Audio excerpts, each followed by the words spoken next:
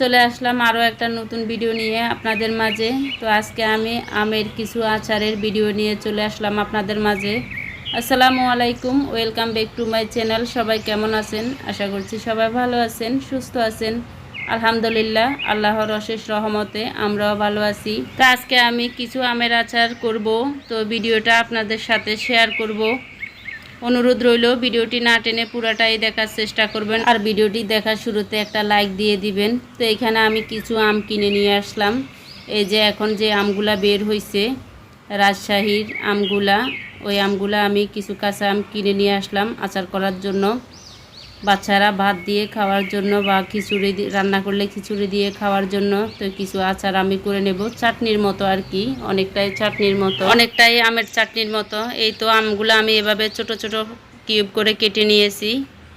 তো আমগুলো আমি পাতিলে নিয়ে নিলাম। আমগুলো আমি কাঁচা আমে নিয়ে আসলাম আচার করার জন্য, কিন্তু ঘরে 2 দিন রাখাতে একটু পেকে গিয়েছিল, সামান্য হালকা হলুদ হয়ে গিয়েছিল। তো আমি দিয়ে দিলাম চিনি। আমি এখানে হাফ কাপের মতো চিনি দিলাম, স্বাদ মতো লবণ দিয়ে দিলাম। তারপরে দিয়ে দিলাম হাফ টেবিল চামচ মরিচ গুঁড়ো, হাফ চা চামচেরও কম হবে হলুদ গুঁড়ো দিয়ে দিলাম, 1 চা চামচ ধনিয়া গুঁড়ো, 1 চা চামচ জিরা গুঁড়ো। তারপরে দিয়ে দিলাম হাফ চা চামচেরও বেশি হবে বিট লবণ। এখন দিয়ে দিব চিলি ফ্লেক্স মানে শুকনো মরিচের গুঁড়ো। তো আপনারা কিন্তু দেখতে পাচ্ছেন আমি প্রথমে লাল মরিচ গুঁড়ো দিয়েছি, এখন আবার চিলি ফ্লেক্স দিয়েছি। দিয়ে দিলাম 1 চা চামচ পাঁচফোড়নের গুঁড়ো, মানে আচারের মশলা আগে তেলে গুঁড়ো করে নিয়েছি, দিয়ে দিলাম। তা এখন দিয়ে দিলাম ভিনেগার দেওয়ার কারণে আচারগুলা ঘরে কিছুদিন থাকলেও কিন্তু নষ্ট হবে না, ফাঙ্গাস পড়বে না। তো এই তো আমার আচারগুলা করা হয়ে গেছে। এখন আমি এগুলা নামিয়ে নেব। এখন করব যায় আমের চাটনি। তো আমের চাটনি রেসিপিটাও আপনাদের সাথে শেয়ার করতেছি। এই আমগুলা আমার বাড়ি থেকে আনা, আমগুলা একটু পেকে গিয়েছে, অনেক আম নিয়ে আসছে। এখন আমি আমগুলার চাটনি করে নেব। আমগুলা অনেক টক। তো এই আমগুলার চাটনি করলে এই চাটনিটা দিয়ে কিন্তু বাচ্চারা খিচুড়ি খেতে অনেক পছন্দ করে। আবার ডাল রান্না করলে ডাল দিয়েও ভাত দিয়ে খেতে অনেক মজা লাগে, সেজন্য বাচ্চারা অনেক পছন্দ করে। সেজন্য আমি চাটনিটা বানিয়ে রাখতেছি। এখানে আমার 1 কেজির মতো আম হবে। তো আমগুলো আমি এভাবে কিউব করে কেটে নিয়েছি। তো চুলায় একটা পাত্র বসিয়ে তার মধ্যে দিয়ে দিলাম 2 কাপ পানি। দিয়ে আমি এখন দিয়ে দিলাম আমগুলা একটু ফুটে উঠেছে। আপনারা যারা আমার চ্যানেলটি আজকে নতুন ভিজিট করছেন, প্লিজ আমার চ্যানেলটা সাবস্ক্রাইব করে দিবেন। যারা ফেসবুক থেকে দেখছেন প্লিজ পেজটি ফলো করে দিবেন। আর অলরেডি যারা ফলো সাবস্ক্রাইব করে দিয়েছেন তাদেরকে অসংখ্য ধন্যবাদ। তো এই তো আমগুলাতে ভালোভাবে বলক এসে গেছে, আমগুলা একটু মজে গিয়েছে। তো এখন আমি চিনি দিয়ে দিব। আমি প্রায় 1 কাপের মতো চিনি দিলাম। চিনি দিয়ে একটু নেড়ে চেড়ে চিনিগুলো মিক্স করে নিলাম। ভিডিওতে কেউ স্প্যাম কমেন্ট করবেন না, বন্ধু করে নিয়েছি, পাশে থাকবেন, পাশে আছি, এরকম কেউ বলবেন না প্লিজ। এরকম বললে কিন্তু আমি বন্ধু করব না। এখন আমি কিছু লবণ দিয়ে দিলাম, দিয়ে দিলাম বিট লবণ হাফ চা চামচ। এখন দিয়ে দিব চিলি ফ্লেক্স। এখানে কিন্তু আমি হলুদ গুঁড়ো, মরিচ গুঁড়ো, ধনিয়া গুঁড়ো, জিরা গুঁড়ো কিছুই দেই নাই, শুধু আমি চিলি ফ্লেক্স দিয়েছি আর বিট লবণ দিয়েছি।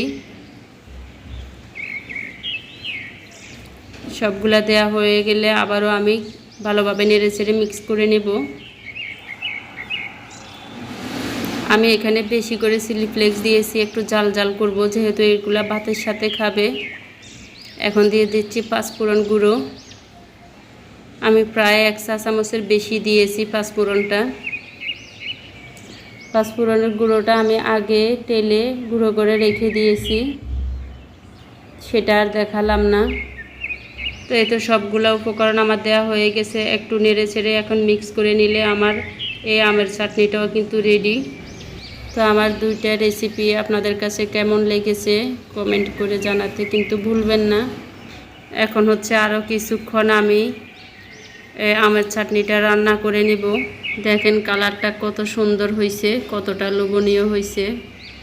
আমার বাচ্চারা কিন্তু এই আমের চাটনি, তারপরে প্রথমে যেটা দেখাইছি আমের আচার, এই 2টা খুবই পছন্দ করছে। ওরা ভাতের সাথে, খিচুড়ির সাথে এগুলা ছাড়া ওরা খেতে চায় না, সেই জন্যই তো আবার আম কিনে নিয়ে আসলাম, আনে আবার আচারটা করে নিলাম। তা আমার এই দুইটা রেসিপি আপনাদের কাছে কেমন লেগেছে অবশ্যই আমাকে কমেন্ট করে জানাবেন। এ পর্যন্ত কেউ আছেন কিনা আমি জানি না, অনেকে এখন ওয়াচ টাইম দিতে চায় না, আমি কিন্তু সবার ভিডিওতে ওয়াচ টাইম দিই।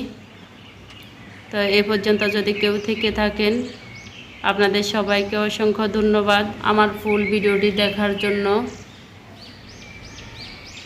তো যদি ভিডিওটি ভালো লাগে অবশ্যই বন্ধুদের মাঝে শেয়ার করে দিবেন, সবাইকে দেখার সুযোগ করে দিবেন। এটা হচ্ছে পরের দিন সকালবেলা, দেখেন চাটনিটা কতটা লোভনীয় হয়েছে। মোবাইলের ফ্ল্যাশের কারণে কালারটা এরকম দেখাচ্ছে, একদম হালকা দেখাচ্ছে, কিন্তু এত হালকা না কালারটা। তো সবাইকে অসংখ্য ধন্যবাদ ভিডিওটি দেখার জন্য। আজকে এ পর্যন্ত, আবার নতুন কোনো ভিডিও নিয়ে আপনাদের মাঝে চলে আসব। সে পর্যন্ত সবাই ভালো থাকবেন, সুস্থ থাকবেন, আর আমার কথার মধ্যে ভুল ত্রুটি হয়ে থাকলে ক্ষমার দৃষ্টিতে দেখবেন। তো সবাইকে অসংখ্য ধন্যবাদ। আসসালামু আলাইকুম, আল্লাহ হাফেজ।